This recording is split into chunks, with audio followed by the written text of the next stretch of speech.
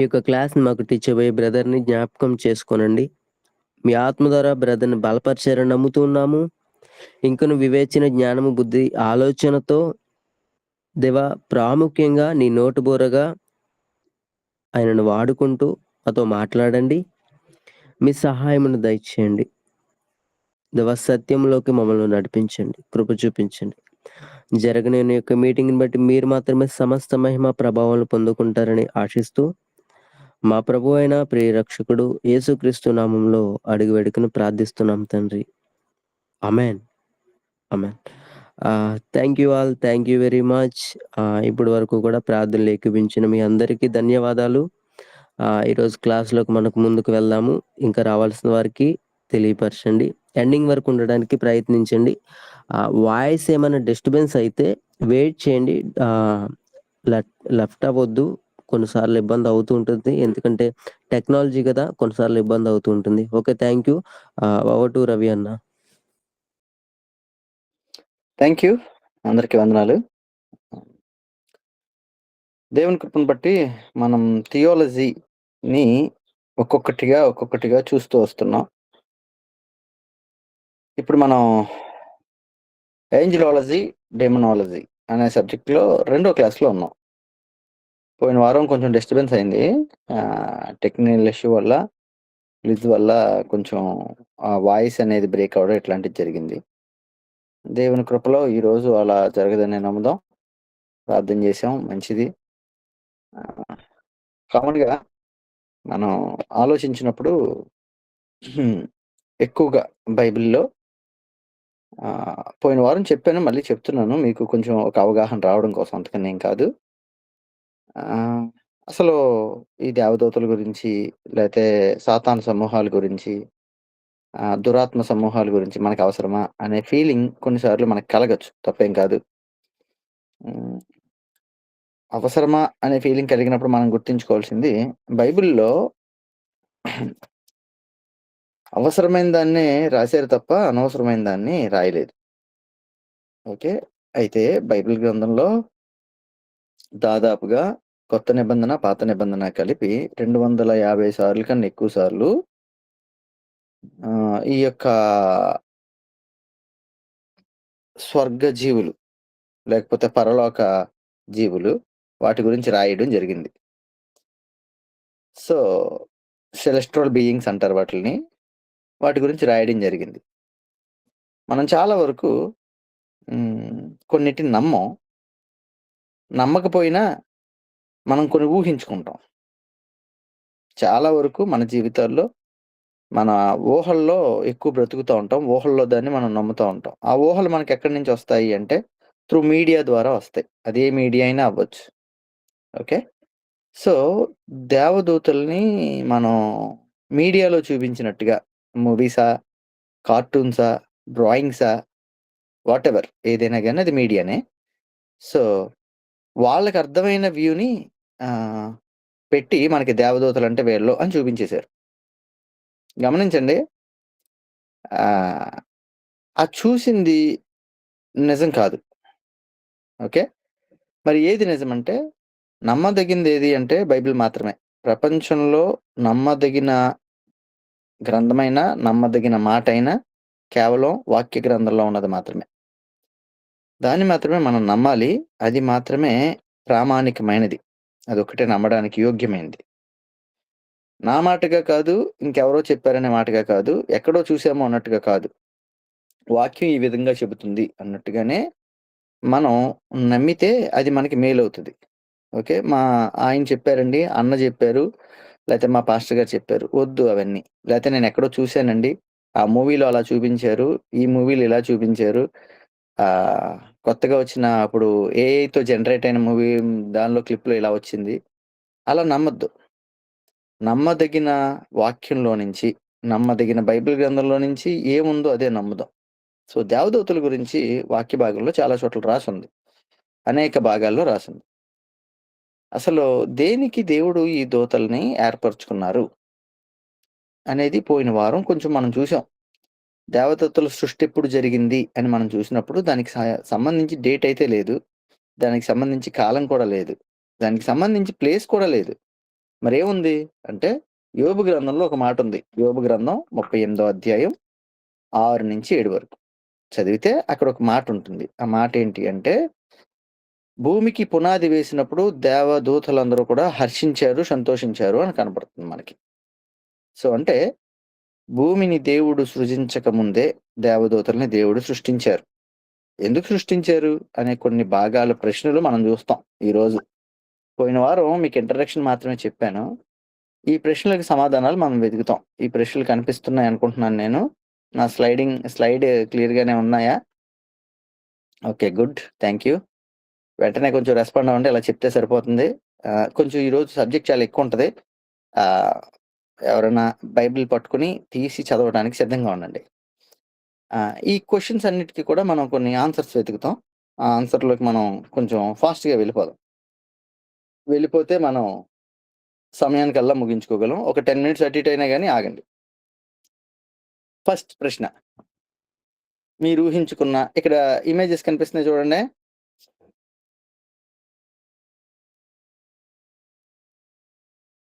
నేను మౌస్ పెట్టాను.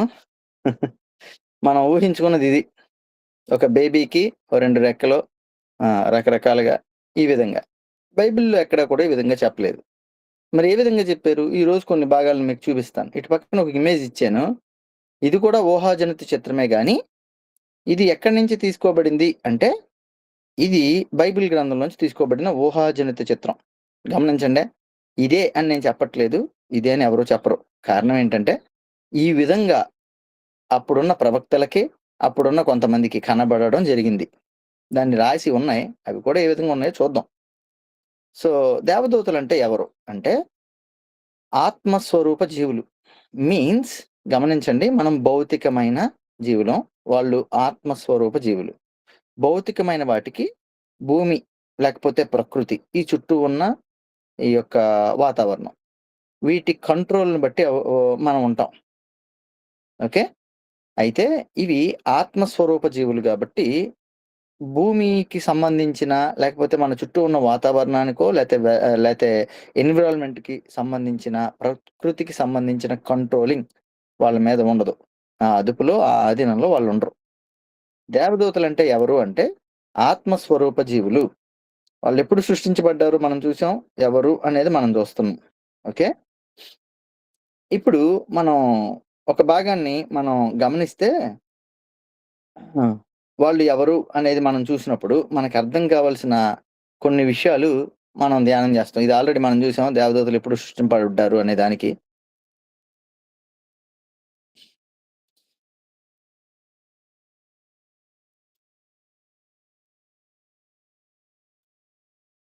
ఒక్క నిమిషం.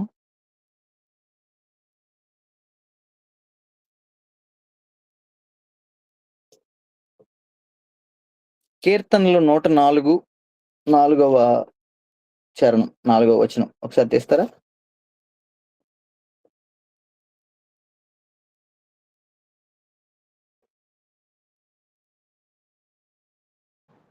వాయువులను తనకు దూతలుగాను, అగ్నిజ్వాలలను తనకు పరిచారకులుగాను ఆయన చేసుకొని ఉన్నాడు. ఓకే. ఇక్కడ మనకి ఒకటైతే అర్థమవుతుంది. అందుకనే మీకది చదివిచ్చాను. దీని భాగంలోనే 2, 3 ప్రశ్నలకి మనం సమాధానాలు వెతుక్కోవచ్చు. మొదటిదేంటంటే వాయువులను తనకు దూతలుగాను, ఓకే. రెండోది అగ్నిజ్వాలలను తనకు పరిచారకులుగాను ఆయన కొనియున్నాడు. సో, వాయువు అనేటప్పటికి మనకి తెలుసు. అది రూపం లేనిదిగా ఉంటుంది.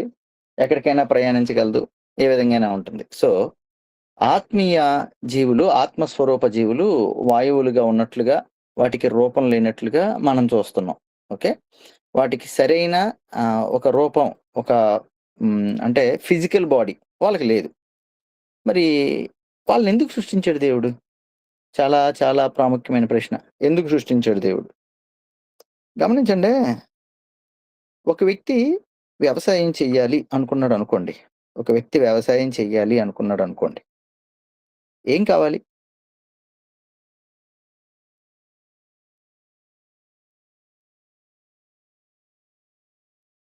హ్మ్. గుడ్. ఇంకా? భూమి కావాలి. ఓకే. భూమి దున్నడానికి ఎద్దులు, నాగలి. థ్యాంక్స్ అమ్మా. అంటే ఏం లేదు, మీరు కొంచెం ఆలోచించాలండి. ఏం కావాలి అంటే భూమి దేవుడిస్తాడు, దేవుడి దగ్గర భూమి ఉంది. సరిహద్దులు మనం పెట్టుకోకరు. అంటే గిరిజన ప్రాంతాలకు వెళ్తే గనక కొండని వాళ్ళే సరి చేసుకుని వాళ్ళు చేస్తారు. సో మనకంటే భూమి కొనుక్కోవాలి, అక్కడ భూమి అయితే కరెక్ట్ గా రెడీగానే ఉంటది. సో భూమి వాస్తవం. సూర్యుడు, ఎండ ఇవన్నీ కరెక్టే. ఇవన్నిటికన్నా ప్రాముఖ్యమైనది ఏంటంటే ఆ వ్యవసాయం చేయడానికి సంబంధించిన పనిముట్లు కావాలి.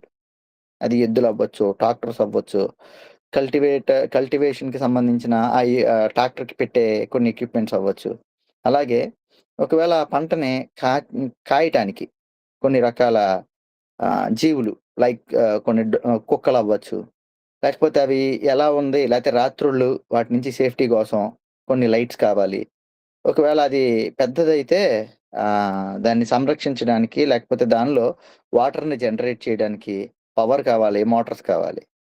ఎందుకు ఈ ఎగ్జాంపుల్ మీకు చెప్పానంటే, దేవుడు ఒక పని చేద్దాం అనుకున్నారు. ఆ పని చేయడానికి ముందు ఆ పనికి అవసరమైన ప్రతి ఒక్క దాన్ని ఆయన సిద్ధపరచుకున్నారు. గమనించండి, దేవదూతల్ని దేవుడు ఎందుకు సిద్ధపరిచారు, వాళ్ళ పని ఏంటి అనేది మనం చూస్తే కొంచెం మనకి ఆశ్చర్యం కలుగుతుంది. కీర్తనలు 103:2 ఆల్రెడీ ఇందాక చదివిన 104:4 ఈ రెండింటిని మనం చదివితే కనుక మనకు అర్థమయ్యే భాగం ఏంటంటే, వారు దేవుని పనివారిగా ఉన్నారనమాట. గమనించండి, దేవుని పనివారు, పరిచారకులు అనే మాట ఉంటది 103వ కీర్తన 20-21 వరకు మీరు చదివితే. ఈ పరిచారకులు అనేది ఎంతవరకు ఏ ప్రాంతంలో మనకు కనబడింది అంటే, ఆదికాండానికి వెళ్ళండి ఒకసారి. ఆదికాండంలో 3వ అధ్యాయంలో మనకి పాపం అనేది కనపడుతుంది. 3వ అధ్యాయంలో పాపం ఎంటర్ అవడం కనపడుతుంది.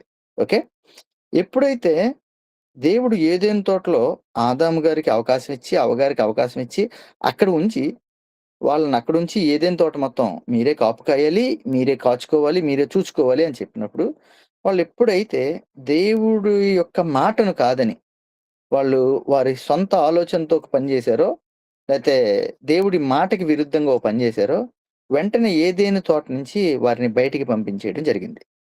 ఆ టైంలో దేవుడు చేసిన పని ఏంటి? 24వ వచనం చదువుతారా? 3:24. అప్పుడు ఆయన ఆదామును వెళ్ళగొట్టి ఏదైనా తోటకు తూర్పు దిక్కున కేరుబులను జీవవృక్షమునకు పోవు మార్గమును కాచుటకు ఇటు అటు తిరుగుచున్న ఖడ్గజ్వాలను నిలవబెట్టెను. దేవుడు ఏం చేశారంటే వెంటనే ఆ ఏదైనా తోటను కాపు కాయడానికి ఖడ్గ జ్వాలను అలాగే కేరూబులను నిలబెట్టారంట. పనివారు ఎలా ఉంటారంటే, ఆయన ఏ పని చెబితే ఆ పని చేయడమే. ఎందుకు ఏంటి అనేది అడిగేది ఉండదు. ఏ పని చెబితే ఆ పని చేయడమే. దేవుని యొక్క పనివారి కింద మనకు కనబడుతున్నారు. ఇంకా దేనికి వారిని దేవుడు దేవదూతలను ఎందుకు తయారు చేశాడు అనేది మనం చూస్తే, కీర్తనలో 148 2-5 వరకు మీరు చదివితే అక్కడ మనకు ఒక విషయం కనపడుతుంది. త్వరగా తీయండి. ఆయన దూతలారా మీరందరూ ఆయనను స్తుతించుడి, ఆయన సైన్యములారా చాలమ్మా. మీరందరూ ఆయనను స్తుతించు. చాలు ఇక్కడ స్తుతించడం కనిపిస్తుంది. ఇదే సందర్భం డైరెక్ట్ లైవ్ లో ఒక ఆయన చూశాడు. ఈ సందర్భాన్ని లైవ్ లో ఒక ఆయన చూశాడు. ఎలాగండి అంటే, యెషయా గ్రంథం 6వ అధ్యాయం మీరు చదివితే అసలు అద్భుతంగా అనిపిస్తుంది. అక్కడ ఒక సందర్భం, యెషయా గ్రంథం 6వ అధ్యాయం.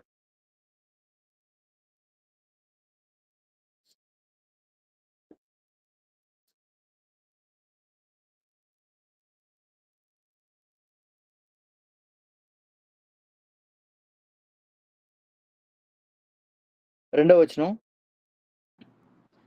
ఆయనకు పైగా శరాపులు నిలిచి ఉండేది. ఒక్కొక్కరికి 6 రెక్కలుండెను. ప్రతివాడు 2 రెక్కలతో తన ముఖమును, 2 తన కాళ్ళను కప్పుకొనుచు 2 ఎగురుచుండెను. తర్వాత, వారు సైన్యములకు అధిపతి యెహోవా పరిశుద్ధుడు పరిశుద్ధుడు పరిశుద్ధుడు, సర్వలోకము ఆయన మహిమతో నిండి ఉన్నది అని గొప్ప స్వరముతో గాన ప్రతిగానములు చేయుచుండిరి. కింద ఉంటది మాట, ఆ మాట కూడా చదువుతాను. వారి కంఠ స్వరము వలన గడప కమ్ముల పునాదులు కదులుచు మందిరము ధూమము చేత నిండగా. సో దేవుణ్ణి ఆరాధించడం వాళ్ళ పని. దేవుడి యొక్క ఆ సన్నిధిని, దేవుడు సృష్టించిన దానిని, దేవుడు కాపు కాయమన్న దాన్ని కాయటం, దేవుణ్ణి ఆరాధించడం వాళ్ళ పని. ఇంకా మనం కొంచెం లోపలికి వెళ్ళామనుకోండి, కొన్ని భాగాల్లో దేవుడు అసలు దేవదూతలను ఎందుకు తయారు చేశాడో తెలుసా? ఏలియా గారు ఓ ప్రాంతంలో ఉండి నేను చనిపోతే బాగుండు, నేను బతకడం వేస్ట్ అనుకుంటారు. ఆ టైంలో ఆయనకి ఆహారం ఉండదు. దేవుడు ఒక దూతకి చెప్తాడు. ఒకసారి మొదటి రాజుల గ్రంథం 19వ అధ్యాయం 5వ వచనం. వారి పని ఏంటో మనం చూస్తున్నాం. దేవదూతల పని ఏంటి అనేది మనం చూస్తున్నాం. మనకు అర్థం కావాలి. మొదటి రాజులు 19:5. అతడు బదీర వృక్షము క్రింద పరుండి నిద్రించుచుండగా ఒక దేవదూత వచ్చి అతని ముట్టి, నీవు లేచి భోజనము చేయమని చెప్పెను. చాలండి. ఏలియాకి సహాయం చేయడానికి, ఏలియాకి ఆహారం వండి పెట్టడానికే దేవుడు దేవదూతకు ఆజ్ఞాపించాడు. నా యొక్క సేవకుడు, నన్ను నమ్మిన వ్యక్తి, నన్ను ఆధారం చేసుకుని బ్రతుకుతున్న వ్యక్తి ఇబ్బందిగా ఉన్నాడు, తను జయించలేని పరిస్థితుల్లో తానున్నాడు. నువ్వు వెళ్ళి పని చెయ్యి. నువ్వు వెళ్ళి తనకి ఆహారాన్ని సిద్ధపరచు. నువ్వు వెళ్ళి తనకి ఆహారాన్ని సిద్ధపరిచి ఆహారాన్ని పెట్టు. దేవుని పని చేయడం ఒక విషయం అయితే, దేవుడు చెప్పిన ఏ పనైనా మన కోసం చేయడం. ఇంకా కొంచెం ముందుకెళ్తే 2వ రాజులు 6:17. ఇక్కడ ఏలియా గారి యొక్క శిష్యుడు ఎలీషా గారు. ఎలీషా గారికి ఏమవుద్దిరా అంటే, ఆ చుట్టూ కూడా వేరే దేశానికి సంబంధించిన రాజు సైన్యం ఉంటది. పొద్దున్న ఉదయం లేచేటప్పటికి ఆ రాజు సైన్యం వారి ఇంటి చుట్టూ ఉంటది, వారి ఊరు చుట్టూ ఉంటది. ఉదయాన్నే ఒకడు ఎలీషా గారి శిష్యుడు బయటికి వెళ్తాడు. వెళ్ళి చూసేటప్పటికి చుట్టూ సైన్యమే కనిపిస్తుంది. మనోడు భయపడిపోతాడు. లోపలికి వచ్చి, ఎలీషా గారు మనం బతకలేమండి, మనం చచ్చిపోతాం, మన చుట్టూ సైన్యమే ఉందంటే, అప్పుడు ఆయన ఒక ప్రార్థన చేస్తాడు. ఒకసారి చూస్తారా? 2వ రాజులు 6:17 వచనం. యెహోవా వీడు చూచినట్లు దయచేసి వీని కండ్లను తెరవమని ఎలీషా ప్రార్థన చేయగా యెహోవా ఆ పనివాని కండ్లను తెరవజేసెను. గనుక వాడు ఎలీషా చుట్టూను పర్వతము అగ్ని గుర్రముల చేత రథముల చేతను నిండి ఉండేట చూచెను. ఓకే, చాలా. ఇది పాత నిబంధన గ్రంథంలో చూసాం. మరి ఇది నిజంగానే కొత్త నిబంధన గ్రంథంలో మనకి జరుగుతుందా? ఒకవేళ మనకు డౌట్ వస్తే అపోస్తుల కార్యాలు 12వ అధ్యాయం 7-10 వరకు తర్వాత చదివేసుకోండి. దానిలో పేతురు గారు జైల్లో ఉంటారు. సంఘమేమో ఆసక్తి కలిగి ప్రార్థన చేస్తూ ఉంటారు. పేతురు గారు ఆయన చేజేతుల ఆయన చేసే పని కాదు, ఆయనకి సాధ్యం కానిది. సంఘం కూడా వాళ్ళు సొంతంగా చేసే పని కాదు, వారికి సాధ్యం కానిది. దానిలో దేవుడి మీద ఆధారపడినప్పుడు మనుషులు ఎవరో చేయలేని పనిని దేవుడు తన దూతల చేత చేయించారు. ఒకసారి ఇప్పుడు కీర్తనలు 91వ కీర్తన తీయండి, 11-12 ఒకసారి చదవండి. కీర్తన 91. నీ మార్గములన్నిటిలో ఆ నిన్ను కాపాడుటకు ఆయన నిన్ను గూర్చి తన దూతలను ఆజ్ఞాపించును. నీ పాదములకు వావ్. రాయి తగులకుండా వారు నిన్ను తమ చేతుల మీద ఎత్తి పట్టుకొందురు. చాలు. ఆశ్చర్యం కలిగించే విషయం ఏంటంటే, దేవదూతల్ని తయారు చేసిందే దేవుడు తను చెప్పిన పని చేయడానికి, పైగా తన కుమారులైన మనకి తోడుంచడానికి, సహాయం చేయడానికి. మనం వాటి గురించి తెలుసుకోవడానికి అంత ఆసక్తి చూపించాం. కానీ దేవుడు ఆశపడేది ఏంటంటే, మనకి తోడుగా కాపుదలగా ఉండడానికి. అది ఏలియా విషయంలో అవ్వచ్చు, ఎలీషా గారి విషయంలో అవ్వచ్చు, పేతురు గారి విషయంలో అవ్వచ్చు, నీ విషయం అవ్వచ్చు, నా విషయం అవ్వచ్చు. మనం చేయలేని దాన్ని, మనం పోరాడలేని పోరాటాన్ని, మనం తప్పించుకోలేని ప్రమాదాన్ని గమనించండి. మనం ఖాళీగా కూర్చుంటే కాదు, దేవుడి మాట విని దేవుడి ఆజ్ఞకి లోబడాలి అనే ఆశ కలిగిన ప్రతి ఒక్కరిని కాపాడడానికి దేవుడు తన దూతలకు ఆజ్ఞాపించాడంట. దేవదూతల పని ఏంట్రా అంటే, మొదటిది దేవుడు చెప్పిన పని చేయటం, రెండవది దేవుని యొక్క ఆలోచనలో నిలబడటం, మూడోది చాలా క్లియర్‌గా దేవుణ్ణి ఆరాధించడం, దేవుణ్ణి స్తుతించడం. ఫైనల్‌గా మీరు హెబ్రీయులకి రాసిన పత్రిక 1:14లో చూస్తే ఇందాక మీరు చదివిన కీర్తనలు చూసినా మనకి పనివారుగా వారుండటానికి. మనం పోరాడలేని పోరాటాన్ని మన తరపున వారు పోరాడటానికి వాళ్ళు మన కోసం తయారు చేయబడ్డారు. అయితే ఈ వారం మీకొక టాస్క్ ఇస్తాను. వచ్చే వారం దాని గురించి మాట్లాడదాం. అదేంటంటే ఒకసారి కీర్తనల్లో 8వ కీర్తన 5వ వచనం చదవండి.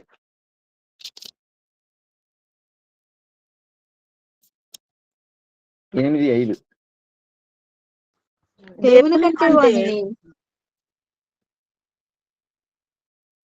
దేవుని కంటే వానిని కొంచెం తక్కువ వానిగా చేసి ఉన్నావు. మహిమా ప్రభావములతో వానికి కిరీటం ధరింపజేసి ఉన్నావు. అంటే 4 నుంచి చదువుతున్నాను. నీవు మనుషుని జ్ఞాపకం చేసుకున్నట్టుకు వాడేపాటి వాడు, నీవు నరపుత్రుని దర్శించుటకు వాడేపాటి వాడు. మూల వాక్యంలో అంటే హిబ్రూ లాంగ్వేజ్ లో దేవుని కంటే అని ఇక్కడ ఉంది కదా, దేవదూతల కంటే వానిని కొంచెం తక్కువ వానిగా చేసి ఉన్నావు అనే మాట ఉంటుంది అక్కడ. ఒకసారి హెబ్రీయులకి రాసిన పత్రిక 2:7 కూడా చదవండి. హెబ్రీయులకి రాసిన పత్రిక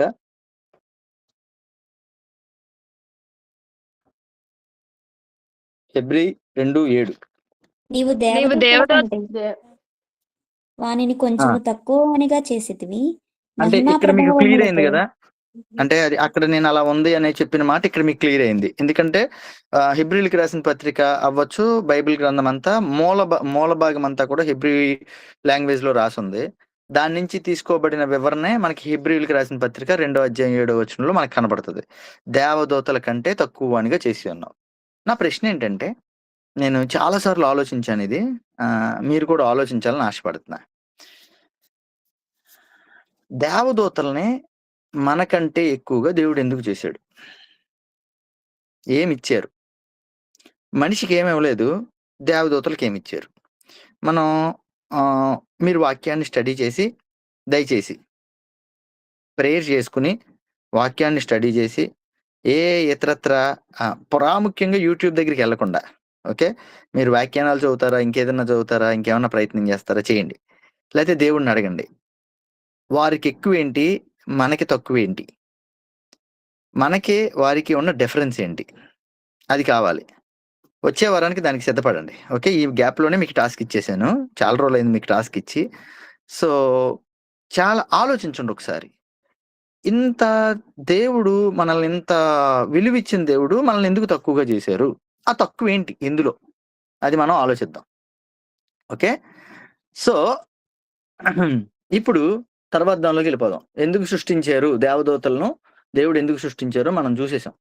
ఇప్పుడు దేవదూతలు భౌతికమైన వారా లేక ఆధ్యాత్మికమైన వారా? మనం ఆల్రెడీ ఇందాక చూసాం. క్లియర్గా మాట్లాడుకుంటే వాళ్ళు ఆత్మస్వరూప జీవులు. సో వాళ్ళు భౌతికమైన వారు కాదు. కానీ వారు ప్రత్యక్షమైనప్పుడు, దేవుని పని నిమిత్తంగా వారు మనుషులకి ప్రత్యక్షమయ్యే ప్రతిసారి కూడా వారు భౌతిక రూపాన్ని చాలాసార్లు ధరించినట్టుగా మనం చూస్తాం. భౌతిక రూపాన్ని బెస్ట్ ఎగ్జాంపుల్ మనం తీసుకుంటే, లోతు గారి దగ్గరికి సొదొమ నుంచి వారిని బయటికి నడిపించడానికి అక్కడికి 2 మనుషులు వెళ్తారు. వాళ్ళు ఎవరని రాసుంది ఒకవేళ మనం చూస్తే, వాళ్ళు ఎవరని క్లియర్గా ఉందిరా అంటే 2 దేవదూతలు అనే మాట మనకి అక్కడ కనపడుతుంది. సో అంటే దేవదూతలు ఆత్మస్వరూపులు అయినా కానీ మనకి కనబడేటప్పుడు, లేకపోతే మనకి పని చేయాల్సిన పరిస్థితి వచ్చినప్పుడు, భౌతికమైన పని మనతో చేయాల్సి వచ్చినప్పుడు, మీకు అర్థమైందో లేదో మళ్ళీ చెప్తున్నానే, కంగారు పడకండి. భౌతికంగా మనతో పని చేయాల్సి వచ్చినప్పుడు వాళ్ళు మానవ స్వారూప్యంలో కనబడినట్టుగా మనం చూస్తాం. ఎందుకు అంటే లోతు గారు రావట్లా, సొదొమ గొమొర్రా వదిలి రావట్లేదు. ఒక రకంగా చెప్పాలంటే లాక్కు రావాల్సి వచ్చిన పరిస్థితి.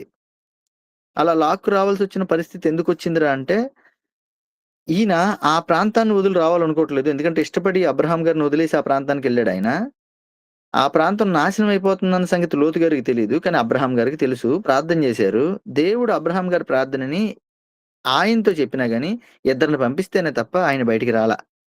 ఎంత లాక్ వచ్చిన తర్వాత కూడా పోనీ అందరూ రక్షింపబడ్డారా, లేకపోతే అందరూ వారు కామన్‌గా బయటపడ్డారా అంటే కాదు. వారికున్న పరిస్థితిని వెనక్కి తిరిగి చూడొద్దని చెప్పినా వినకుండా వెనక్కి తిరిగి చూసిన ఆవిడ. ఆవిడ మాత్రం ఉపస్తంభం అయిపోయింది. ఆ సందర్భంలో జరిగిన ఒక విధానం మనం చూస్తే కనబడేది ఏంట్రా అంటే అదే. అపోస్తల కార్యాలు 1:10 ఒకసారి అది మనం చదివేద్దాం. ఓ పని అయిపోద్ది. మీకు క్లారిటీ వచ్చేద్ది. కొంచెం ముందుకెళ్తాను. ఆయన వెళ్ళుచుండగా ఆ! వారు ఆకాశము వైపు తేరి చూచుచుండిరి. ఆ! ఇదిగో తెల్లని హ్మ్. వస్త్రములు ధరించుకొనిన ఇద్దరు మనుషులు వారి యొద్ద నిలిచి హ్మ్. చాలా క్లియర్‌గా చెప్పేశారు. యేసుక్రీస్తు వారు చివరి గొప్ప ఆదేశాన్ని ఇచ్చేసి, ఆయన ఆరోహణం అవుతూ ఉండగా అక్కడున్న జనమందరూ నిలబడి చూస్తున్నారంట. అప్పుడు వీళ్ళిద్దరూ చెప్పారు, "బాబు ఆయన వెళ్లారు. ఆయన తిరిగొస్తారు. మీరు మాత్రం వెళ్ళండి" అని. అదే జరిగింది. అదే చేశారు. సో, దేవదూతలు ఆత్మస్వరూపులే, ఆత్మస్వరూప జీవులే అయినప్పటికీ కూడా మనుషులకి వారు బయలుపరచబడి లేతే కనపరచబడాల్సిన అవకాశం వచ్చినప్పుడు, ఆ అవసరాన్ని బట్టి వారు రూపాన్ని మార్చుకునే విధానం వారి దగ్గరుంది. ఆ శక్తిని దేవుడు వాళ్ళకిచ్చారు. ఆ విధమైన విధానాన్ని దేనికిచ్చారు? అది ఏ విధంగా కనబడ్డారు? అనేది మనం ముందు ముందు చూద్దాం. ఈ రోజే ముగిస్తాం అది కూడా. ఓకే. సో, దేవదూతలు భౌతికమైన వారా? లేతే ఆధ్యాత్మికమైన వారా అంటే, ఆధ్యాత్మికం అంటే ఆత్మ అయిన వారా అంటే ఆత్మ స్వరూపులే గానీ, భౌతికంగా మారగలిగే అవకాశం వారికుంది. అయితే ఇంకొంచెం ముందుకెళ్దాం. ఇప్పుడు ఐదోదిగా దేవదూతలకి స్వేచ్ఛా సంకల్పం ఉంటుందా? మీరు చెప్పండి. స్వచిత్తం, సొంత నిర్ణయాలు తీసుకునే అవకాశం ఉంటుందా? ఓకే. ఫైన్. కొంతమంది అటు, కొంతమంది ఇటు ఉన్నారా? గుడ్. కీర్తనలు 103 కీర్తన 20వ వచనం. యెహోవా 20వ వచనం. దూతలారా ఆ! ఆయన ఆజ్ఞకు లోబడి ఆయన హ్మ్. వాక్యము నెరవేర్చు బలశూరులారా ఆయనను హ్మ్. సన్నుతించుడి. ఆయనను సన్నుతించుడి. 2 పేతురు ఆజ్ఞకు లోబడి అనేది మనం చూసాం. 2 పేతురు 2:4. దేవదూతలు పాపము చేసినప్పుడు దేవుడు వారిని హ్మ్. విడిచిపెట్టగా పాతాళ లోకమందలి కటిక చీకటి గల బిలములోనికి త్రోసి తీర్పు కావలిలో ఉంచబడుటకు వారిని అప్పగించెను. చాలు. చాలు. చాలు. ఈ భాగంలో నుంచి 2 ప్రశ్నలకు మనం వెతికేస్తాం. ఆ కింద ఉన్న దానికి కూడా ఇక్కడి నుంచే మనం చూస్తాం. సో, మనం ఆలోచిస్తే విధేయత చూపించడం, విధేయత చూపించకపోవడం. ఈ 2 మనకు కనిపించినియి. ఆజ్ఞకు లోబడిన వాళ్ళు స్తుతించే స్థితిలో ఉన్నారు. ఆజ్ఞకు లోబడని వారు తీర్పు కోసం సిద్ధపరచబడి సిద్ధంగా ఉన్నారు. అంటే ఏంటి? దాని అర్థం ఏంటంటే, దేవుడు గమనించండి ఎవరిని బానిసలుగా చేసుకోడు.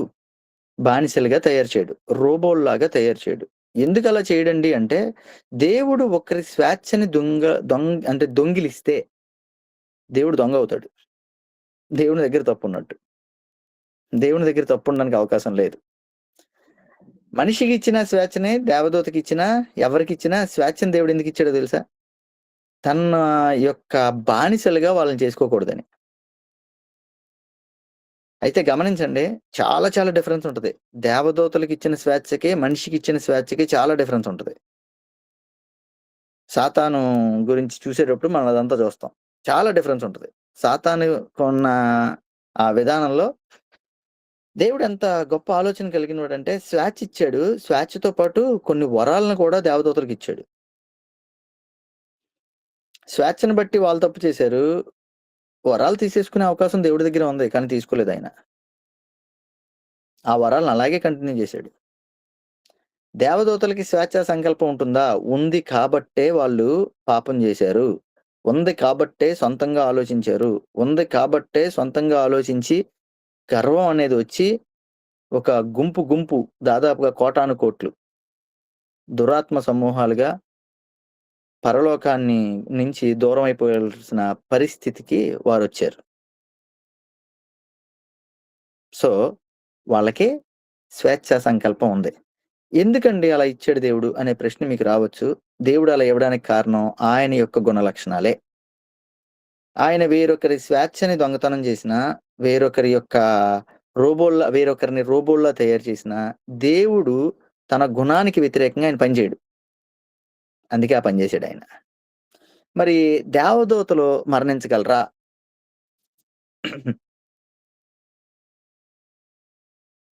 మరణించలేరు. మరణించలేరు కాబట్టే వాళ్ళకి నిత్య నరకంలో శిక్ష కోసం, వాళ్ళని తీర్పు కోసం దేవుడుంచాడు కొంతమందిని. గమనించండి. మరణించలేరు. కానీ దేవుని తీర్పులోకి వారు తేబడతారు.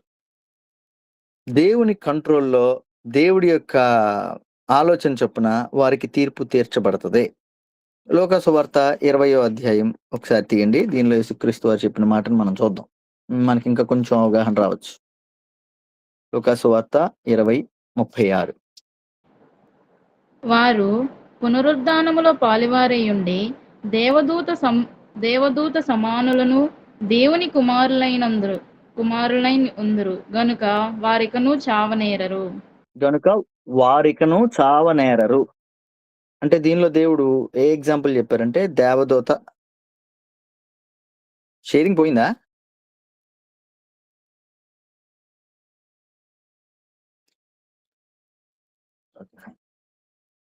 ఇక్కడ మనకు కనిపించేది ఏంటి అంటే వారు పునరుత్థానములో పాలివారయ్యుండి దేవదూత సమానులను దేవుని కుమారులనై యుందురు గనుక వారికను చావనేరరు. అంటే దాని అర్థం ఏంటి అంటే దేవదూతలకి చావు లేదు. కానీ తప్పు చేసిన లేకపోతే దేవునికి విరుద్ధంగా మార్చబడిన దేవదూతలందరూ కూడా శిక్షించబడడానికి సిద్ధంగా ఉన్నారు. అది చావు కన్నా ఘోరమైంది. ఎందుకు మరి అలా చేయడం అంటే దేవుడు న్యాయాధిపతి కాబట్టి, న్యాయాన్ని తీర్చే దేవుడు కాబట్టి తప్పుకి తగిన శిక్షని దేవుడు వాళ్ళకి ఇవ్వడానికి సిద్ధంగా ఉంచారు. సో దేవదూతలు పెళ్లి చేసుకుంటారా? వారికి శరీరం లేదని, వాళ్ళు ఆత్మజీవులని అలాగే మొన్న ఒకటి చూసాం. అదేంటంటే వాళ్ళలో ఎక్కడా కూడా స్త్రీ అంటే స్త్రీలింగాన్ని వాడినట్టుగా లేదు. పుల్లింగాన్నే వాడారు బైబిల్ గ్రంథం మొత్తం మీద. మనం చాలా వరకు తెలియక ఆడపిల్లలకి, ఆడవాళ్ళకి ఏంజెల్ అనే పేరు పెట్టుకుంటాం. వాస్తవంగా బైబిల్ గ్రంథం ప్రకారంగా వాళ్ళకి లింగ భేదం అనేది లేదు. రెండోది వాళ్ళని పురుషుడిగానే చూపించడం జరిగింది. దేవదూతలందరూ కూడా ఆత్మజీవులు. మానవుల వలె స్త్రీ పురుష భేదాలు వాళ్ళకి లేవు. ఇంకో విషయం ఏంటంటే స్త్రీ పురుష భేదాలు అనేది దేవుడు ఎందుకు పెట్టాడంటే సృష్టిని విస్తరింప చేయడానికి, సృష్టిలో విస్తరించడానికి. దేవుడు అదే మాట నోవాహుతో చెప్తారు. అదే మాట చాలా భాగాల్లో ఇజ్రాయేలీలకు కూడా అదే చెప్తారు. సో విస్తరింప చేయడానికి.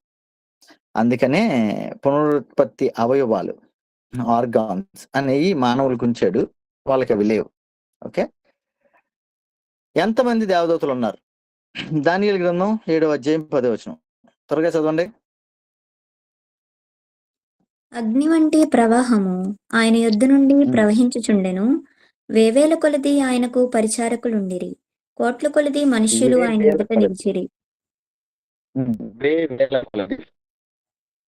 తర్వాత హెబ్రీయులకు రాసిన పత్రిక 12:22. ఇప్పుడైతే సియోనను కొండకును జీవము గల దేవుని పట్టణమునకును అనగా పరలోకపు యెరూషలేమునకును వేవేల కొలది దేవదూతల యొద్దకును.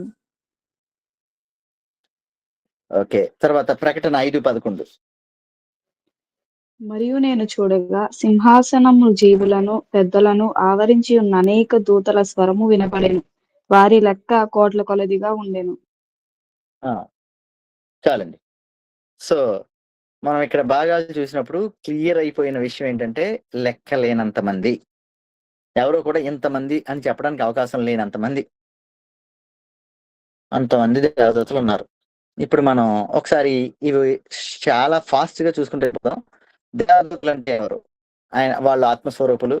దేవదూతలు ఎప్పుడు సృష్టింపబడ్డారు? ఈ భూమికి పునాది వేయబడే ముందే వాళ్ళు సృష్టింపబడ్డారు. దేవుడు దేవదూతలను ఎందుకు సృష్టించాడు? దేవుని యొక్క పనివారిగా, దేవుని యొక్క మాటను నెరవేర్చేవారిగా, అలాగే దేవుని ప్రజలకు సహాయం చేసేవారిగా, దేవుని తీర్పుని అమలు చేసేవారికి లాగా దేవదూతల్ని దేవుడు సృష్టించాడు. దేవదూతలు భౌతికమైన వారా, ఆత్మీయమైన వారా? అంటే ఆత్మస్వరూపులా అంటే ఆత్మస్వరూపులే, కానీ భౌతికమైన విధానంలోకి రావడానికి వారికి అవకాశం ఉంది. వారి రూపుని వారు మార్చుకోవడానికి కూడా వారికి అవకాశం ఉంది. దేవదూతలకు స్వేచ్ఛా సంకల్పం ఉంటుందా? ఉంది కాబట్టే వారు పాపం చేయాల్సిన ఇది వచ్చింది. గర్వం అనేది వారిలోకి వచ్చింది. వారు తప్పు చేశారు, పాపం చేశారు. దానికి తగిన శిక్షను అనుభవించడానికి వారు తీర్పుకు సిద్ధపరచబడి ఉంచారు. ఎందుకంటే వారికి మరణం లేదు కాబట్టి. దేవదూతలు పెళ్లి చేసుకుంటారా? లేదు, అవసరం లేదు. పెళ్లి చేసుకునే అవకాశం కూడా లేదు. ఎంతమంది దేవదూతలు ఉన్నారు? కోటాను కోట్ల మంది. ఓకే, ఇప్పుడు మనం కొంచెం డీప్లోకి వెళ్దాం. ఇక్కడ మనం కొన్ని ప్రశ్నలు ఇంకొన్ని చూద్దాం. అవి ఏంటంటే, ప్రధాన దేవతలు అంటే ఎవరు? గాబ్రియల్, మికాయల్ అంటే ఎవరు? కెరూబులు అంటే ఏంటి? సెరాపులు అంటే ఏంటి? కంగారు పడకండి, వీళ్ళందరూ మనకి సపోర్ట్ గానే ఉండేవాళ్ళే. ఇది కూడా బైబిల్లో ఇచ్చిన గ్రంథం ప్రకారంగా ఊహాజనిత చిత్రాలు మాత్రమే. ఓకే, కానీ వాక్యం చెప్పిన దేవదూతల విధానం ఈ విధంగానే ఉంది. ఏ విధంగా ఉందో చూద్దాం. యెషయా గ్రంథం 6వ అధ్యాయం, ఇందాక తీసిందే, 1 నుంచి 6 వరకు. చాలా ఫాస్ట్ గా చదివేవాళ్ళు ఎవరైనా చదవండి. శరాపుల గురించి అక్కడ ఉంటది. మృతినందిన సంవత్సరమున అత్యున్నతమైన సింహాసనమందు ప్రభు ఆసీనుడై ఉండగా నేను చూచితిని. ఆయన చొక్కాయి అంచులు దేవాలయమును నిండుకొనెను. ఆయనకు పైగా శరాపులు నిలిచియుండిరి. ఒక్కొక్కరికి 6 రెక్కలుండెను. ప్రతివాడు 2 రెక్కలతో తన ముఖమును, 2 తన కాళ్లను కప్పుకొనుచు 2 ఎగురుచుండెను. వారు, సైన్యములకు అధిపతియగు యెహోవా, పరిశుద్ధుడు పరిశుద్ధుడు పరిశుద్ధుడు, సర్వలోకము ఆయన మహిమతో నిండి ఉన్నది అని గొప్ప స్వరముతో గాన ప్రతిగానములు చేయుచుండిరి.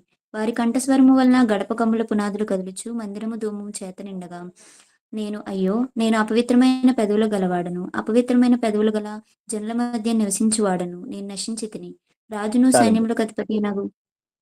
ఆ తర్వాత సందర్భం ఏమిటంటే, ఈయన అపవిత్రమైన పెదవులు కలిగవాడిని, నేను పాపంలో నేనున్నాను అని చెప్పగానే, ఈ యొక్క శరాపు నుంచి ఒక ఆయన వచ్చి ఒక నిప్పుని చేత పట్టుకుని ఆ మండుచున్న కొలుములో నుంచి తీసిన నిప్పుతో ఆయన ఎక్కడైతే అపవిత్రం ఉందని గుర్తించారో ఆ అపవిత్రత మీద ఆ నిప్పు నుంచి ఆయన యొక్క పెదవులకి పవిత్రతనిచ్చారని మనం చూస్తాం కింద భాగం మనం చదివితే. సో శరాపులు, దీనికి హిబ్రూ భాషలో మూల భాషలోకి వెళ్తే శరాపులు అనే దానికి అర్థం ఏంటంటే మండుతున్నవి, లేకపోతే అగ్ని చేత ఉన్నవి, జ్వాలలుగా ఉన్నవి అని అర్థం. వీరికి 6 రెక్కలు ఉంటాయంట. వీరి పని ఏంటి అనేది మనం చూస్తే, దేవుని సింహాసనం చుట్టూ నిలబడి దేవుని యొక్క మహిమను, దేవుని యొక్క పరిశుద్ధతను, దేవుణ్ణి ఆరాధించడం, గణపరుస్తూ దేవుని పరిశుద్ధతను, దేవుని మహిమను గణపరుస్తూ దేవుని ఆరాధించడం వీరి పని. శరాపులు అనే వారి యొక్క పని అది. ఎక్కడుంటారు వీళ్ళు అంటే దేవుని సింహాసనం చుట్టూ ఉంటారని కనబడుతుంది మనకి యెషయా గ్రంథం 6వ అధ్యాయంలో. ఈ శరాపుల రూపం అంటే అక్కడ యెషయా గ్రంథం 6వ అధ్యాయంలో చెప్పిన దాన్ని బట్టి ఈ విధంగా ఉంటుంది. మీరు గమనిస్తే 2 రెక్కలతో వారి ముఖాన్ని కప్పుకున్నారు. ఎందుకంటే అక్కడ మహిమపరచబడవలసింది, కనబడవలసింది దేవుడు, దేవదూతలు కాదు. 2 రెక్కలతో వాళ్ళని కాళ్ళను కప్పుకున్నారు. వాళ్ళ నడవడిక, వాళ్ళ విధానం కనబడకూడదు. 2 రెక్కలతో ఎగురుతూ వారు దేవుణ్ణి ఆరాధిస్తున్నారు. ఈ టైంలో ఒక చిన్న పాఠం నేర్చుకుందాం. దేవదూతలే వారికి ఉన్నదాన్ని, అంటే వారికి ఉన్న ఆ యొక్క మొహాన్ని గాని, వారికి ఉన్న మహిమని గాని చూపించుకోకుండా దాచుకుంటుంటే, దేవుడికి మహిమని రప్పించడం కోసం దేవుణ్ణి చూపిస్తూ ఉంటే, దేవుణ్ణి ఆరాధిస్తూ ఉంటే మనం మన గొప్పకెళ్తాయి. ఎంత ప్రమాదం ఆలోచించుకోండి. దేవుని సన్నిధిలో ఉన్న దేవదూత దేవుణ్ణి మహిమపరుస్తున్నారు. ఇప్పుడు రెండో దానికి వెళ్దాం. కెరూబులు. ఇక్కడ ఎహెజ్కేలు గ్రంథంలోకి వెళ్దాం. ఇక్కడ ఒక 2-3 భాగాలు మనం చూస్తాం. ఆల్రెడీ 3:24 కిందక మనం చదివేశాం. ఏదేని తోటలో కాపు కాయడానికి కెరూబుల్ని దేవుడు ఉంచాడని. కెరూబులు ఎలా ఉంటాయి అది ప్రశ్న. ఇప్పుడు అందుకే ఎహెజ్కేలు గ్రంథం 1వ అధ్యాయం ఒకసారి తెస్తారా?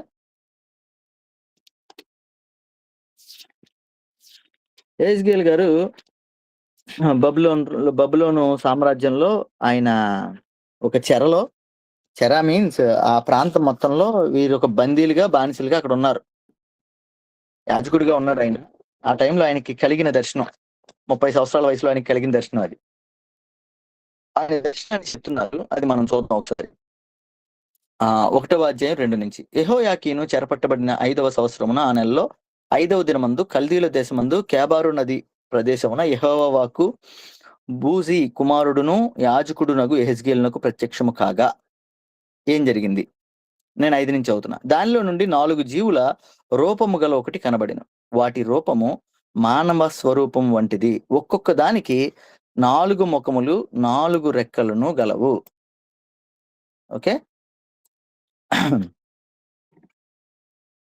తర్వాత కింద చదువుతాను. వాటి కాళ్ళు చక్కగా నిలువబడినవి 7. వాటి అరకాళ్ళు పేయకాళ్ళ వలె, గమనించండి, ఉండెను. అవి తలతలలాడు ఇత్తడి వలె ఉండెను. వాటి 4 పక్కల రెక్కల క్రింద మానవ హస్తముల వంటి హస్తములుండెను. 4గింటికి ముఖములను రెక్కలను ఉండెను. ఇదే కేరుబు అంటే. ఈ కేరుబులు ఏం చేస్తాయి? మీరు ఇదే రిలేటెడ్ విషయాన్ని యెహెజ్కేలు గ్రంథం 10వ అధ్యాయంలో మీరు చూస్తారు. వీటి పని ఏంటి? దేవుడు దేవదూతలందరినీ సృష్టించి వాటి పనిని వాటికి సిద్ధపరిచేశారు. మనకులాగా వాళ్ళ పని నేను చేస్తాను, నా పని ఇంకొకరు చేస్తారు, ఈ కాన్సెప్ట్ కాదు. వాళ్ళ పని వాళ్ళకి సిద్ధపరిచి మీరు ఈ పని చెయ్యాలి అని సిద్ధపరిచేశారు. వీళ్ళేం చేస్తారా అంటే, మీరు ఈ కేరుబుల గురించి ఇంకో చోట ఎక్కడ చూస్తామంటే నిర్గమకాండం 25లో కనిపిస్తుంది. నిబంధన మందసాన్ని చేసిన తర్వాత దాని పైన 2 కేరుబుల్ని చేయమని దేవుడు చెప్తాడు క్లియర్గా. ఆ బంగారు నిబంధన మందసం పైన మూత పైన 2 కేరుబులు ఉండాలి. అవి ముఖాన్ని ఆ యొక్క కిందకి చూస్తూ మందసం వైపు చూస్తూ రెక్కలు చాచి ఉండాలని చెప్పి మనకు చాలా క్లియర్గా కనబడుద్ది. అక్కడ కూడా ముఖాన్ని పైకి పెట్టమని దేవుడు చెప్పడు, పెట్టకూడదు. సో ఫైనల్గా ఇవి ఏం చేస్తాయిరా, లేకపోతే కేరుబుల యొక్క పని ఏంటి? ఇందాక ఆల్రెడీ చూసాం. చెరాపుల యొక్క పని ఏంట్రా అంటే దేవుణ్ణి ఆరాధించడం, దేవుని సింహాసనం చుట్టూ ఉండటం. మరి కేరుబుల పని ఏంటి అంటే దేవుని సన్నిధిని మోయటం, దేవుని యొక్క పవిత్ర స్థలాలను కాపాడడం. అంటే ఏదైనా తోటని, ప్రత్యక్ష గుడారాన్ని, ఆ విధంగా నిబంధన మందసమును పర్యవేక్షిస్తూ నిరంతరం దేవుని స్తుతించడం, దేవుని మహిమను ప్రజలకు కనుపరచడం. ఇది మనకు కనబడేది. ఈ 2 మీకు ఓకే అనిపించి ఉండొచ్చు. ఇప్పుడు ఇంకొకటి చూపిస్తాను మీకు, ఆశ్చర్యపడకండి.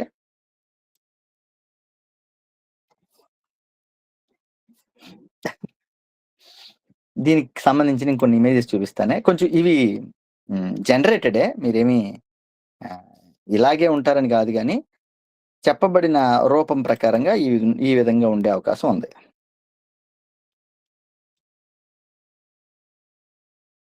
ఎవరు కంగారు పడకల్లా. వీళ్ళందరూ దేవుడు మన కోసమే, వీళ్ళందరినీ దేవుడు మన కోసమే తయారు చేశారు, దేవుని పని కోసమే చేశారు. ఇదేంటి రాత్రులు ఇవన్నీ చూపిస్తున్నాడు ఈయన అనుకోకండి. సో ఎక్కడ ఈ భాగం మనకి ఎక్కడ కనపడుద్ది? ఆ కిందకి వెళ్ళండి ఒకసారి. ఇందాక దానిలోనే 11 నుంచి చదవండి. వాటి ముఖములను రెక్కలను వేరువేరుగా ఉండెను. ఒక్కొక్క జీవి రెక్కలలో ఒక్కో రెక్క వేరుగా ఉండెను. ఒక్కొక్క జీవి రెక్కలలో ఒక్కొక్క రెక్క రెండవ జతలో ఒకదానితో కలిసి ఉండెను. ఒక్కొక్క జత రెక్కలు వాటి దేహములను కప్పెను. అవన్నీ చక్కగా ఎదుటికి పోవచుండెను. 15 చదివండి నాన్న ఒకసారి. 15 చదివండి, పని అయిపోద్ది. ఈ జీవులను నేను చూచుచుండగా నేల మీద ఆ 4గింటి ఎదుట ముఖములు ప్రక్కను చక్రము వంటిది ఒకటి కనపడెను. ఆ చక్రముల యొక్క రూపమును పనియు రక్తపు వర్ణపు రాతి వలె నుండెను. ఆ 4 ఒక్కొక్క విధముగానే ఉండెను. వాటి రూపమును పనియు చూడగా చక్రములలో చక్రమున్నట్టుగా ఉండెను. అవి జరుగునప్పుడు 4 ప్రక్కలకు జరుగుచుండెను, వెనుకకు తిరగకయే జరుగుచుండెను. వాటి కైవారములు మిక్కిలి ఎత్తుగలవై భయంకరముగా ఉండెను. ఆ 4 కైవారములు చుట్టూ కండ్లతో నిండి ఉండెను. ఆ జీవులు కదలగా చాలు. ఇవి కదలడానికి ఉపయోగపడినట్టుగా వీటిని మామూలుగా హిబ్రూ లాంగ్వేజ్ లో ఒఫానీమ్ అంటారు. ఒఫానీమ్, ఓకే. అంటే దాని భాషలో అర్థం ఏంటంటే చక్రాలు. ఇప్పుడు యెహెజ్కేలు గారు కూడా చూసిన దర్శనంలో కనబడిన చక్రాలు ఈ విధంగా ఉన్నాయి. ఓకే. ఈ డాట్స్ ఏంట్రా అంటే వాటికి కళ్ళున్నట్టుగా ఇక్కడ భాగంలో రాయబడి ఉంది. ఫైనల్ గా ఆయన చూసిన దర్శనాన్ని మీకు చూపిస్తాను ఒక రకంగా మనకు అర్థమయ్యేటట్టుగా. ఈ దర్శనాన్ని ఆయన చూశాడు. ముందు ఆయన కేరూబులు చూశాడు, ఈ విధంగా కేరూబులు చూశాడు.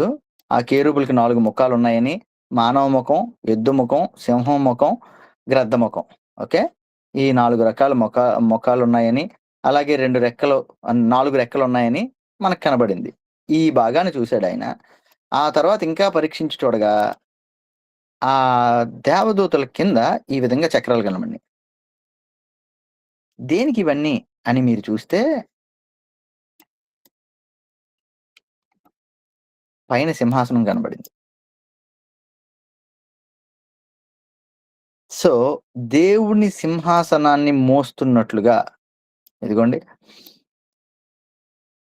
మనకు కనబడుతుంది అక్కడ.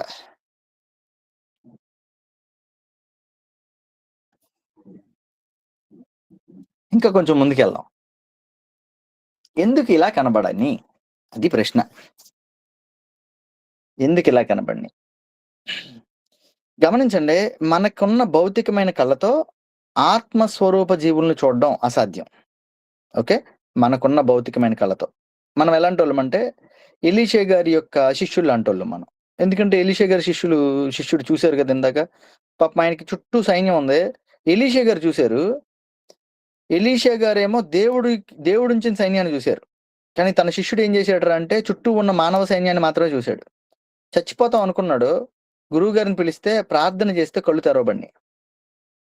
ఓ పాస్టర్ గారు ఇలా అంటారు, నాకు కొంచెం నేను ఆయన బుక్స్ అయి చదువుతా ఉంటే నా బుక్స్ లో రాసి ఉన్న దాన్ని బట్టి చాలా తక్కువ మంది ఉన్నారని చాలా మంది పాస్టర్లు సరిగ్గా వాక్యం చెప్పరు, తక్కువ మంది ఉన్నారని చెప్పి లైట్ గా చెప్పి మానేస్తారు. గమనించండి, ఒకరున్నా ఇద్దరున్నా నువ్వు చెబుతున్న వాక్యాన్ని వినడానికి దేవుడు ఏర్పరిచిన దేవదూతలు ఆ చుట్టూనే ఉంటాయి అని ఆయన చెప్తారు. మన ఆత్మ దేహాలు అంటే ఆత్మ కళ్ళు లేకపోతే మనోనేత్రాలు తెరవబడితే దేవుడు సృష్టించిన కనబడే సృష్టి, కనబడని సృష్టి, దృశ్యమైనవి, అదృశ్యమైనవి దేవుడు మనకి బయలుపరుస్తాడు. గమనించండి, బయలుపరుస్తాడు. దేవుని స్వరం కూడా అంతే. మనం మీకు గుర్తుందో లేదో సమూయేలు గ్రంథాన్ని స్టడీ చేసేటప్పుడు మనం చూసాం. దేవుడు చాలా చిన్ననైన స్వరంతో మాట్లాడతారు, ఆత్మస్వరంతో మాట్లాడతారు. మనం భౌతికమైన చెవులతో విందాం అనుకుంటాం. మనం దేవుడు ఆత్మే ఉన్నాడు కాబట్టి ఆత్మతోనే ఆయన్ని అర్థం చేసుకోవాలి, ఆత్మతోనే ఆయన యొక్క మాటను వినాలి, ఆత్మతోనే ఆయన యొక్క శక్తిని చూడాలి. వాటిని భౌతికంగా నేను అనుభవించాలి అంటే ఇది కరెక్ట్ అయిన విధానం కాదు. సో దేనికి ఇలా కనిపించేటట్టు చేశాడు, లేకపోతే ఈ రూపాలు ఎందుకు పెట్టాడు దేవుడు? ఒకసారి మనం చూద్దాం. అవి ఎందుకు అలా కనబడినాయి, ఎందుకు అలా ఉంచాడు దేవుడు? భౌతికమైన కళతో ఆత్మను చూడడం అసాధ్యం. ప్రవక్తలు చూసింది వాస్తవమైన ఆత్మ యొక్క సింబాలిక్ దర్శనాలు మాత్రమే. ఓకే, అంటే అవి అలాగే ఉన్నాయంటే లేదు, దేవుడు అలా చూపించారు, వారికి అలా అర్థమైనాయి. అలా లేవా అంటే అది మనకు తెలియదు. కన్ఫ్యూజ్ అవ్వకండి. ఇది ఫైనల్ అని చెప్పడానికి లేదు, వాక్యంలో ఉంది కాబట్టి అది ఫైనల్. మనం ముందే చూసాం, వాళ్ళు ఆత్మజీవులు కాబట్టి వారి రూపాన్ని వారు మార్చుకోగలరు. ఓకే, ఇప్పుడు ఆధ్యాత్మిక వాస్తవం ఏంటంటే కళ్ళు దేనికి సాదృశ్యంగా ఉన్నాయి? వారికి చుట్టూ కళ్ళు ఉన్నాయని మనం చూసాం.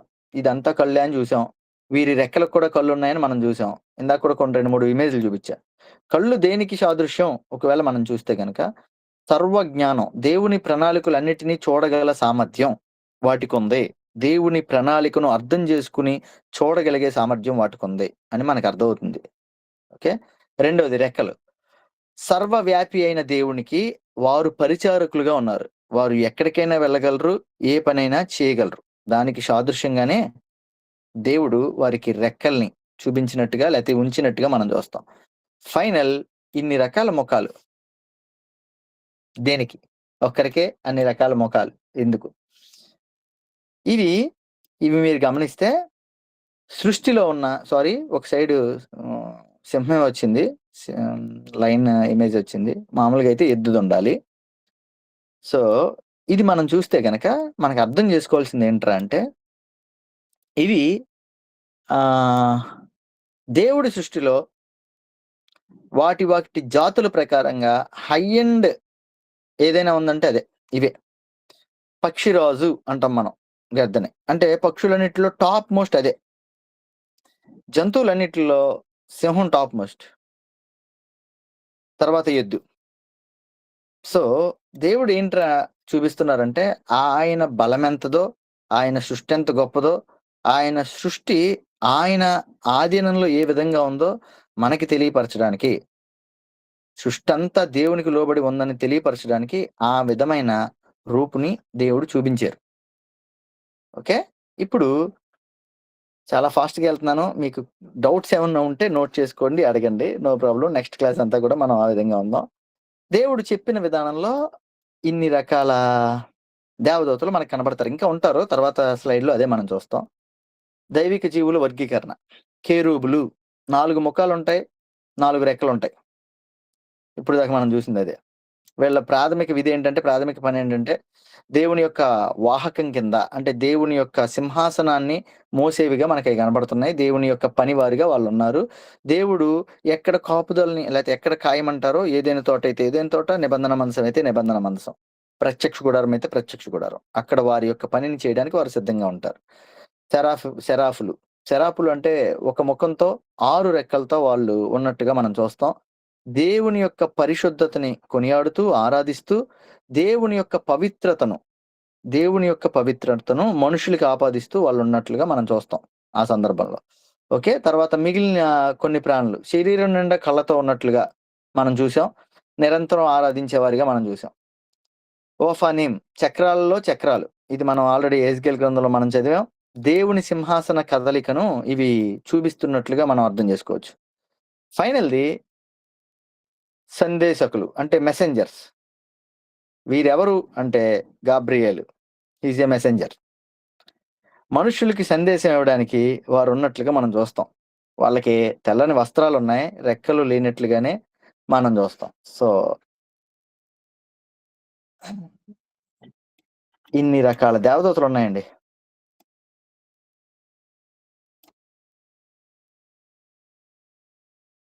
కనబడుతుంది అనుకుంటా. ఇన్ని రకాల దేవదూతలు: సెరాఫిమ్, కెరూబిమ్, ట్రోన్స్, డొమినియన్స్, వర్చ్యూస్, పవర్స్, తర్వాత ఆర్చేంజిల్స్, ఏంజల్స్. ఇవన్నీ కూడా ఏ విధంగా ఉన్నాయి అనేది మనం చూస్తాం. ఇది ఒకసారి స్లైడ్ మీరు ఒకవేళ స్క్రీన్ షాట్ తీసుకుంటే ఓకే. దీనిలో మీకు అక్కడ సందర్భానుసారంగా మీకున్న వచనాలన్నీ కూడా మీకు పెట్టాను, ఒకసారి చెక్ చేసుకోండి. సో అయితే వాక్య భాగంలో ఒక మాట మనకు కనబడుతుంది. అదేంటి అంటే యోధా రాసిన యోధా పత్రిక 1:9 ఒకసారి తీస్తారా? చివరిలో ఒకే ఒక అధ్యాయం, త్వరగా తీయండి, టైం అయిపోయింది. అయితే ప్రధాన దూతి అయిన మికాయేలు అపవాదితో వాదించుచు మోషే యొక్క శరీరమును గూర్చి తర్కించినప్పుడు దూషించి తీర్ప తెగింపక ప్రభువు నిన్ను గద్దించునుగాక అనెను. ఈ ప్రధాన దూత అనే మాట అంటే మీరు ఇది గమనిస్తారని ఇది నేను చెప్తున్నాను. దేవుడు గందరగోళానికి కర్త కాదు, క్రమానికి కర్త. ఓకే. సృష్టిని ఒక క్రమ ప్రకారంగా ఆయన సృజించారు. మరి ఆయన పనివారిని క్రమ ప్రకారంగానే ఆయన ఉంచుతారు కదా. అంటే దేవుడు పరలోకంలో దేవదూతలకి ఏ విధమైన పోస్టింగ్ ఇచ్చారు అనేది మనం చూడొచ్చు. ఇక్కడ ప్రధాన దూత తర్వాత మిగిలిన రకాల దూతలందరూ కూడా మనకు కనబడతారు. ఓకే. ఈ ప్రధాన దూతలో ఏంట్రా అనేది మనం చూస్తే గనక దేవునికి బాగా దగ్గరగా ఉండే దూతలు అన్నమాట. దేవుని యొక్క మాటను విని ప్రధానమైన పని చేయడానికి గమనించండి. ఏలియా దగ్గరికి గాబ్రియేల్ గాని మికాయేల్ గాని రాలేదు, దేవదూత వచ్చిందంతే. దేవదూత చేత ఆ పని చేయించారు ఆయన. ఏలియా దగ్గర ఆహారాన్ని సిద్ధపరచడానికి వీళ్ళు రాల. కానీ మరియమ్మ గారి దగ్గరికి మాత్రం వచ్చింది ఎవర్రా అంటే గాబ్రియేల్ దేవదూత.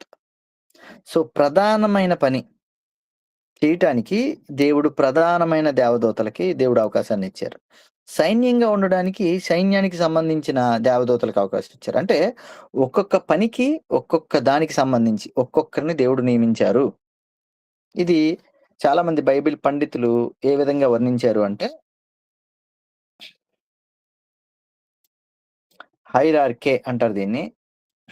మీకు అది 1 తెస్సలోనికీయులు 4:16లో కూడా మీకు కనిపిస్తుంది. ఇదిగోండి, ఆ వలయం ఈ విధంగా ఉన్నట్లుగా మనం చూస్తాం. ఓకే.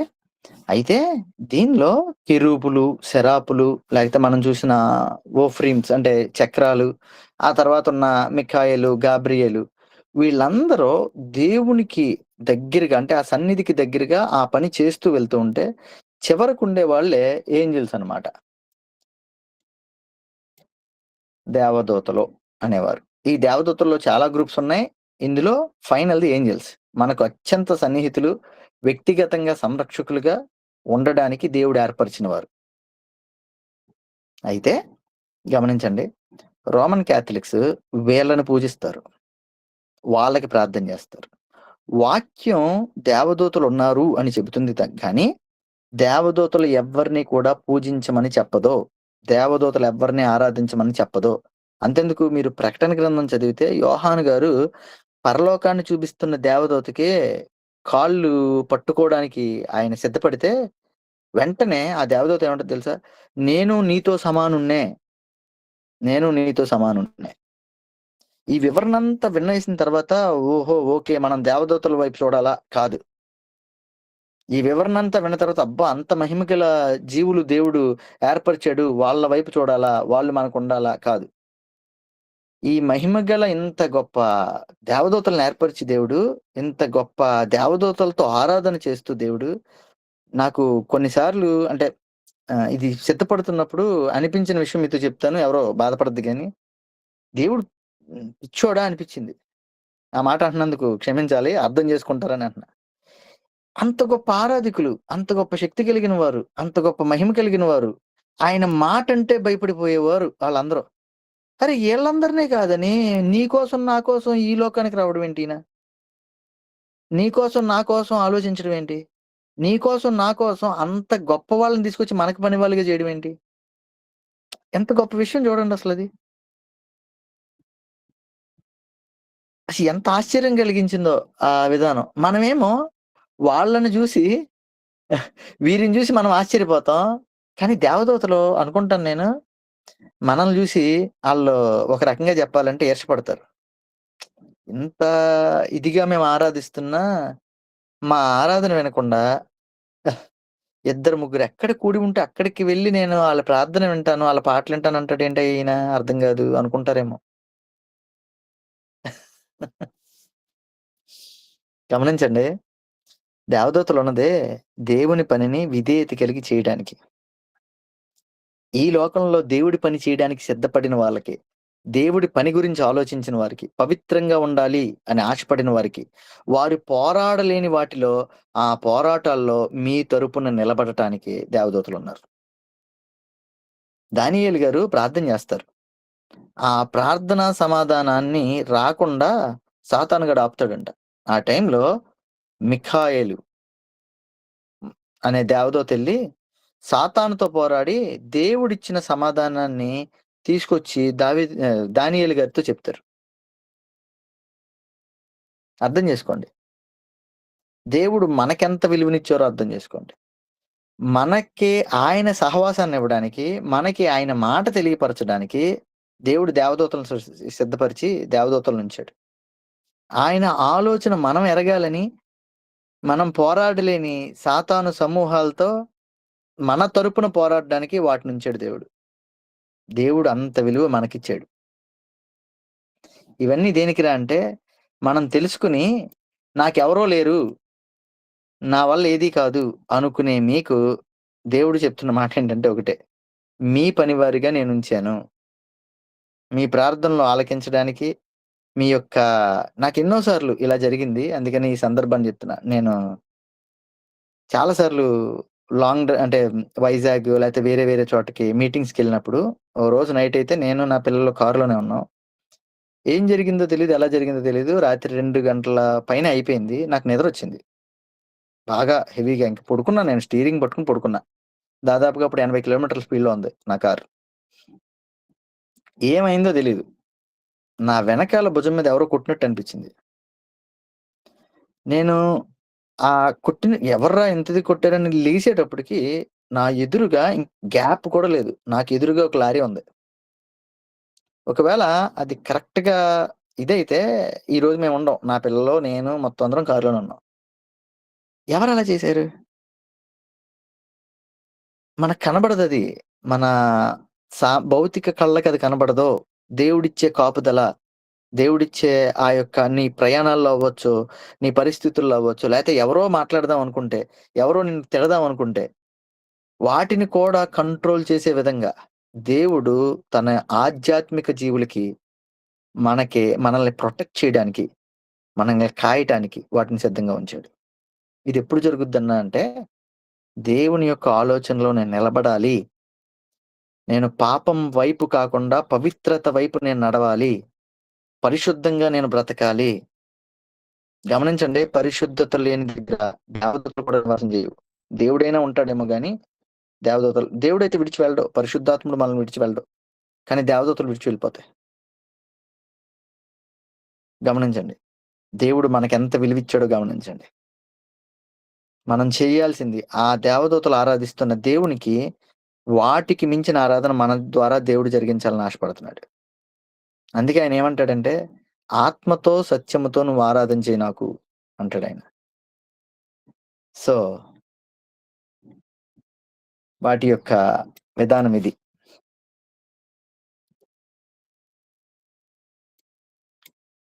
మీరు ఇది కూడా ఒకసారి స్క్రీన్ షాట్ తీసుకోండి. మిఖాయేలు దేవదూత. ఆ మిఖాయేలు దేవదూతని ఏ విధంగా చూపించబడింది అంటే, పరలోక సైన్యానికి నాయకుడిగా మిఖాయేలు దేవదూత మనకు కనబడతారు. ఓకే. గాబ్రియల్ దేవదూత ఆయన పూర్తిగా ఈ యొక్క వర్తమానాన్ని ఇవ్వడానికి, దేవుని యొక్క వర్తమానాన్ని ఇవ్వడానికి ఆయన ఉన్నట్టుగా మనం చూస్తాం. ఫైనల్ది యూరియేలు, అలాగే షముయేల్, జోఫియేల్, జద్కేల్, ఇవన్నీ కూడా బైబిల్ గ్రంథంలో లేవు. కానీ క్యాథలిక్ బైబిల్లో ఉన్నాయి. ఇంకో కొన్ని ఏనోష్ అని వేరే వేరే గ్రంథాలు ఉన్నాయి. టోబీట్ అని, ఆ గ్రంథాల్లో కూడా ఇవి ఉన్నాయి.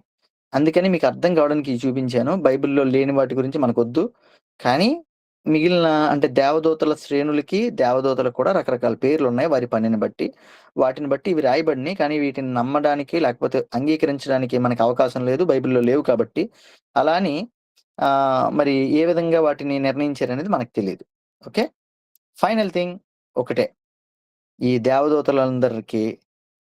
ఈ దేవదూతలందరినీ సృజించింది ఆదిని అంతము అయ్యున్న నజరేయుడైన యేసుక్రీస్తు. అవన్నీ ఆయన్ని ఏక కంఠంతో పరిశుద్ధుడు, పరిశుద్ధుడు, పరిశుద్ధుడు అని ప్రతి గానాలు చేస్తూ ఆయన్ని మహింపరుస్తున్నాయి. ఆ దేవుడు నీ కోసం, నా కోసం ఈ లోకానికి వచ్చారు. వాటన్నిటిని విడిచిపెట్టి. చాలా సార్లు క్రిస్మస్ అప్పుడు, ఈ యొక్క మన ఈస్టర్ అప్పుడు, గుడ్ ఫ్రైడే అప్పుడు దేవుడు విడిచిపెట్టొచ్చాడు. ఏం విడిచిపెట్టాడు అనుకుంటున్నారు? ఇంత గొప్ప మహిమను విడిచిపెట్టేశాడు ఆయన. ఇంత గొప్ప మహిమను విడిచిపెట్టి నువ్వు మనుషుల్ని జ్ఞాపకం చేసుకోవడానికి వాడు ఏపాటి వాడు. దావీదు గారు రాస్తున్నట్టుగా ఆలోచించండి. మనల్ని జ్ఞాపకం చేసుకోవడానికి మనం ఏపాటి వాళ్ళం? ఎందుకు పనికిరాని వారు. కానీ దేవుడు ఆశపడుతుంది ఎవరితోనో తెలిసి ఎక్కువ ఉండాలని. ఆ శక్తితో, అంటే ఆ శక్తులతో, వీటితో ఉన్న దేవదూతలతో కాదు. ఏది లేకుండా ఉన్న నీతో నాతో ఆయన సహవాసం చేయాలని ఆశపడుతున్నాడు. అంత గొప్ప దేవుణ్ణి విడిచిపెట్టుకోవద్దు.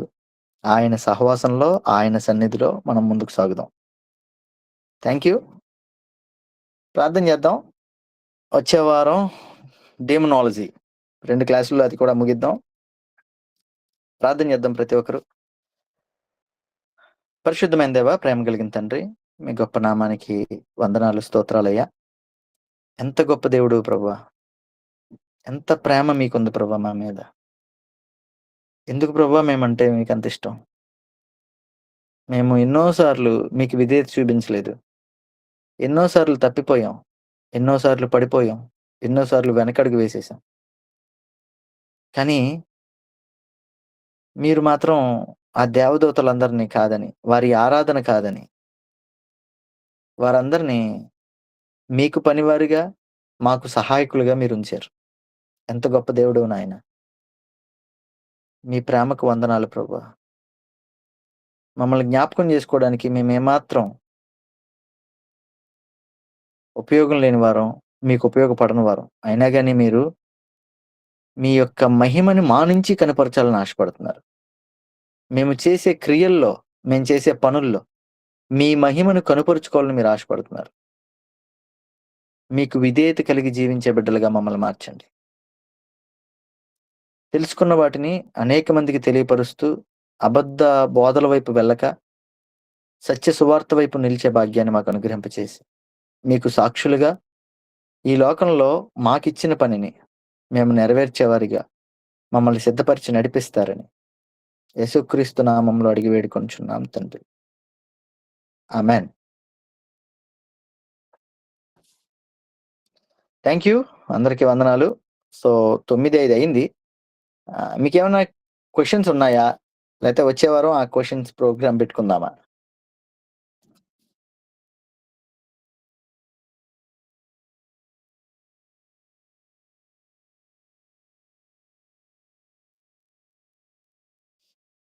ఓకే. టైం అయింది కాబట్టి ఏమనుకో సారీ, మాట్లాడొచ్చు. ఓకే. అడగను.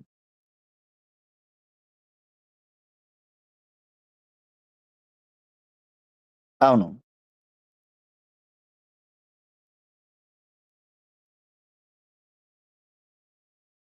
కాదు. కాదు. అందుకనే మీకు ఆ డిఫరెన్స్ ఇది భౌతికమైంది. మీరు ఒకవేళ అంతరిక్షంలోకి వెళ్లారనుకోండి, చందమామ దగ్గరికెళ్ళినా, అంతరిక్షంలోకెళ్ళినా అక్కడ గాలి ఉండదుగా. అర్థమైందా మీకు? ఆ!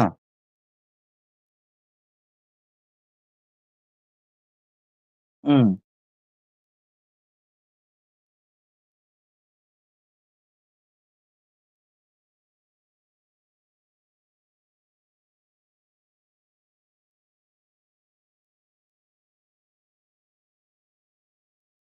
అది వాక్యం దానికి సపోర్ట్ చేయదమ్మా ఎక్కడ కూడా. అయ్యబాబోయ్! అది చాలా లేదు. భౌతికమైనది, ఆత్మ స్వరూపమైనది. ఈ 2 డిఫరెన్స్ మీకు అర్థమైందనుకుంటున్నా ఈరోజు క్లాస్‌లో. ఆ!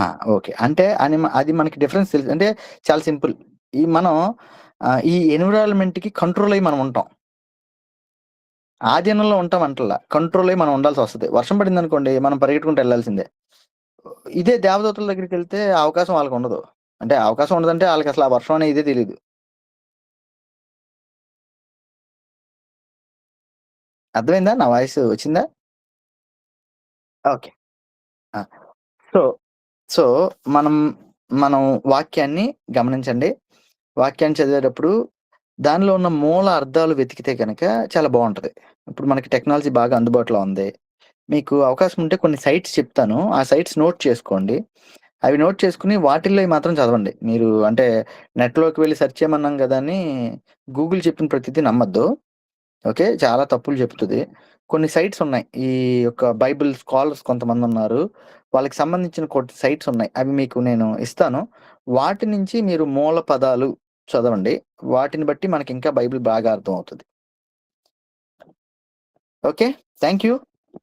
వచ్చే వారం సేమ్ టైమ్ అలాగే మండే బైబిల్ స్టడీ ఉంటుంది. దానికి కూడా రావడానికి ప్రయత్నం చేయండి. Thank you. అందరికీ వందనాలు. థ్యాంక్ యూ అన్న. Thank you very much. జరిగిన ఈ మీటింగ్‌ని బట్టి తమ్ముడు ఇచ్చిన టాస్క్ దేవునికి గుర్తుందా మీకు? సారీ. ఓకే. ఇచ్చిన టాస్క్ గుర్తుపెట్టుకోండి. మనుష్యులు దేనిలో తక్కువ, దేవదూతలు దేనిలో ఎక్కువ.